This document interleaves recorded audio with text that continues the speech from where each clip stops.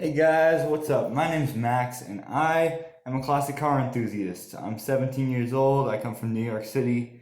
Recently moved out to Utah and since I've been doing that, I've gotten super into the classic car hobby and I got so into it that I decided, hey, I'm gonna pick up my own classic car. So in this video, we're gonna go over what I bought, what I need to do to it to get it running the way I want, cosmetics, body work, and the process I went through to buy this car, and just how much I paid for it, and is it worth the money? So without further ado, let's get the video on, and I hope you guys enjoy. Thank you.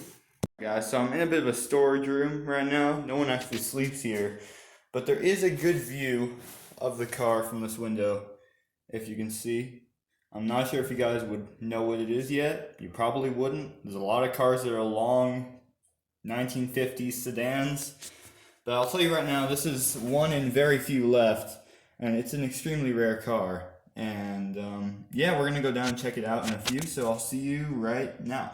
Alright guys, so here we are next to my car. As you can see, this is a 1959 Edsel Ranger. This car was a flop. It was made late 50s, obviously, and it was probably the worst car that Ford ever sold. For basically the visual appeal of the car, in the 50s, people didn't like the way this car looked. Obviously, with time, it aged very well and it looks quite good. However, in the 50s, people were not a fan of the way this car looked. If we can go around here, you can see the grille. This was one of the main distinctive features that people didn't like about the 1959 Edsel. They did tone down the grille a little bit since the 58 version, but it's still obviously there, and it was very unique in the sense that the Edsel was one of the first cars to have something called a teletouch transmission, and that meant that you actually had push buttons on the steering wheel that controlled the gear shifts. This particular one doesn't have that, but there were multiple models that did. This one's just an automatic 3-speed, from my understanding. And yeah, the transmission shifts well, no oil leaks, no nothing. So yeah, that's basically the exterior. If you come around here, you get to see the rear of the car, and here's your little keyhole. This is where you put the key to open the trunk, and then behind the license plate you have a little gas cap sneaked in there, which is quite nice. As for the rear, there is a lot of surface rust behind the bumper. This is going to be a series on restoring this thing or getting it running the way I want, and part of that is taking care of surface rust. So behind the license plate, there's going to be surface rust that I'm going to buff out later this coming week. Getting the sander. If you come along here, see it has all the chrome, nothing is missing. And it was very complete. For the price I bought it for, $3,000, you cannot go wrong with this car. Especially considering that they only made them for under 3 years. If you look down here, there is a rust hole there. So that's gonna get welded, or I'm just gonna get the replacement part. This one's definitely getting welded. This panel's not getting replaced. This is gonna buff out the surface rust here. I was very lucky to have both of these ornaments. These are $150 a piece, so it was quite a lucky find. So I got this one in Harriman, Utah. Right now we're in Orem, Utah, just in a parking lot. This is where I keep the car. I do have a cover for it, but since the weather's nice, we will not be needing that. So I'm going to open up the door now, if this is the right key, which I hope it is. Nope, wrong key. So the keys, if you look, are actually in the shape of the grille of the car. That's like a unique little attention to detail that Edsel did. And often people mistake this for calling it a Ford Edsel. Ford, the manufacturer and model of the Edsel, which is improper because this is technically on the same standard as, whoops, I just locked it, as a Lincoln or a Mercury. If I open the door here, and it will clear the curb, you'll be able to see inside what this car is like. Obviously, you have your basic 1950s interior. No, the horn does not work. You have your ignition, your lights, you have control over your transmission on that lever. On the opposite side of the turn signal stalk, you have your wipers, which obviously don't work because of this. Obviously, temp gauge, gas gauge, speedometer, odometer, and the radio does not work either. However, if I sit down in here, the interior is incredibly comfortable, and while it might be hard to see, the light above actually works, so that's nice. It just needs a new lens, but this does not have power steering. The clock doesn't work. The interior is not something I'm too concerned about because I'm not planning on this car being a show car. I just want to get it running the way I want. So anyway, I'm gonna start it up, and let's see what this thing sounds like. Right now, it actually has holes in the exhaust, which I'll show you after this starts. Let me just close the door here.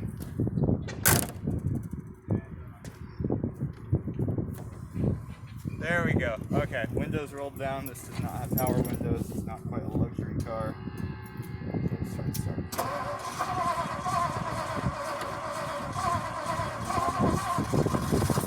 There we go. It starts up pretty fast, as you can see. It took about 5 seconds or less to get it turned on, and this, I believe, had a replace starter. So if you want, Kai, I can actually pop the hood. If you guys look at it. Whatever's right here.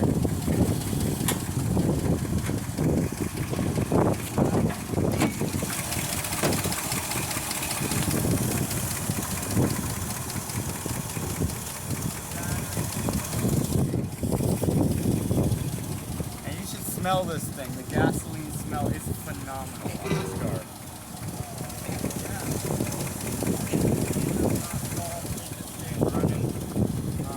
It does have a little smoke coming out of the engine. What does it come out of? I forget the name of that part, but wherever it's coming out of, I've been told that to replace. And also the piston rings might be bad as well. So that's going to be a bit of a project for me, fixing this thing up. And yeah, basically rebuilding the engine. I'm going to get all the gaskets. I'm going to get suspension rebuilt. Going to get a lot of stuff. And as you can see, it is smoking, but that's not actually because it's hot. That's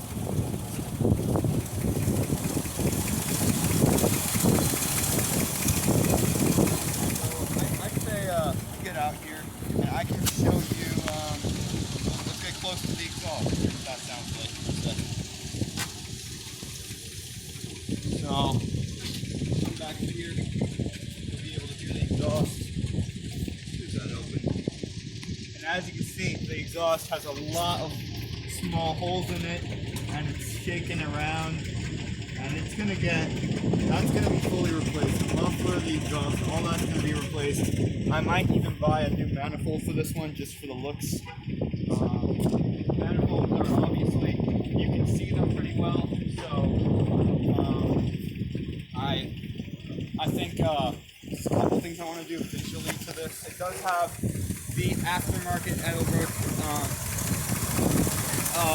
air filter, and I'm going to replace these valve covers right here. So I don't like the rust. I don't really feel like buffing it out. The part itself is really affordable, so and I don't like the blue as much. I prefer the chrome, so we're going to go with that. Carburetor's good, no rebuild necessary. Radiator obviously brand new. The owner just installed it when I got it. But yeah, it runs real nice. And yeah, she's got oil. All the fluids were changed when I got her. So yeah, that's basically the engine. I'm gonna turn it off now and we'll have a look at the trunk.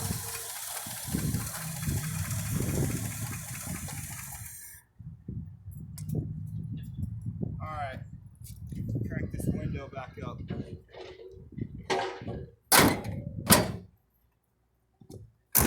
Alright, cool, that's closed. So now we're going to take a look at the trunk.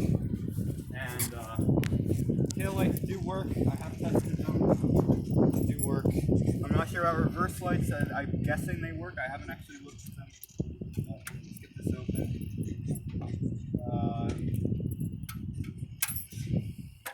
Yeah, there we go.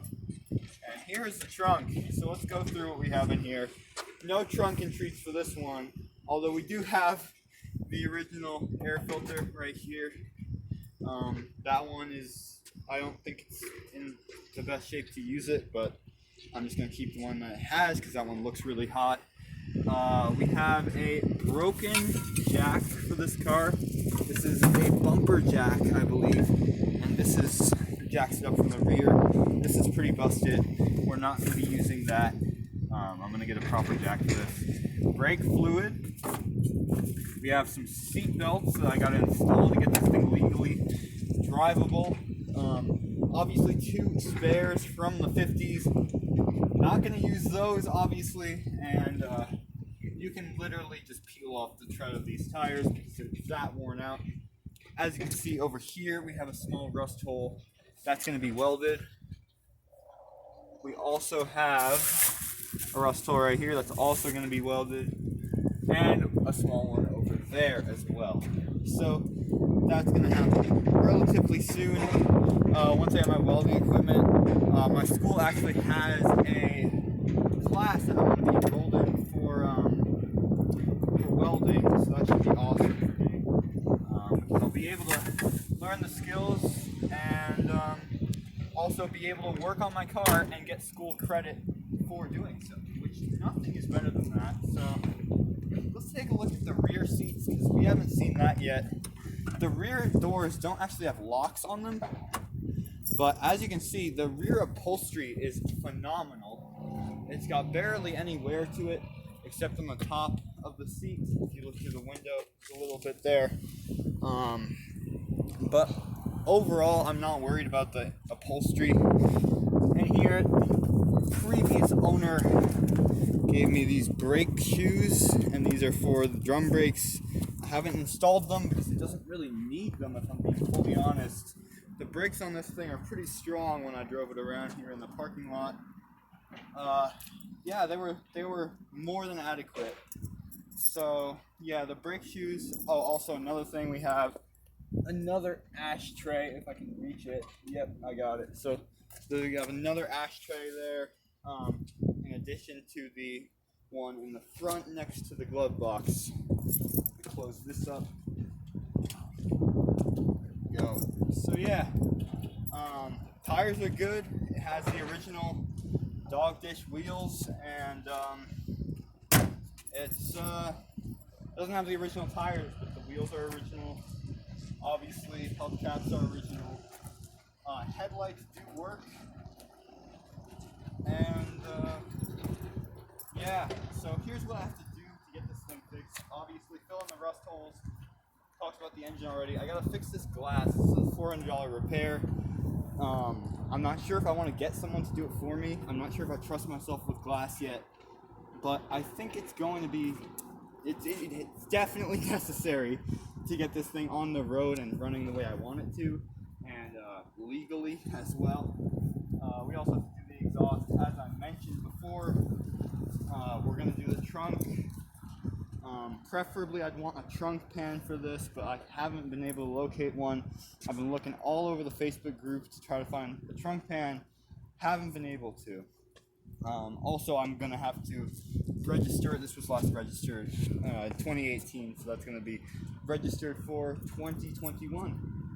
So yeah, I really hope you guys enjoyed this video on my 1959 Edsel Ranger. I hope this was informative. I hope this was a good start to showing you guys what I'm going to do and the beautiful car that I'm going to be working on. And I hope you guys can, subscribe, support me through this journey. It's my first time restoring a car. I can't wait. This is my dream. I've been wanting to do this since 8th grade. Now I'm in 12th grade. It's only college. It's crazy.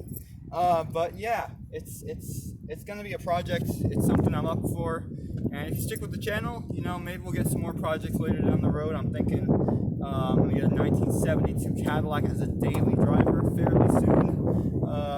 I'm debating where I'm going to find that. Probably OfferUp. But yeah, this was bought on KSL, in case you guys were wondering. So yeah, that's basically it. Hope you guys enjoyed, and please like, share, comment, and subscribe. I'll see you guys in part 2.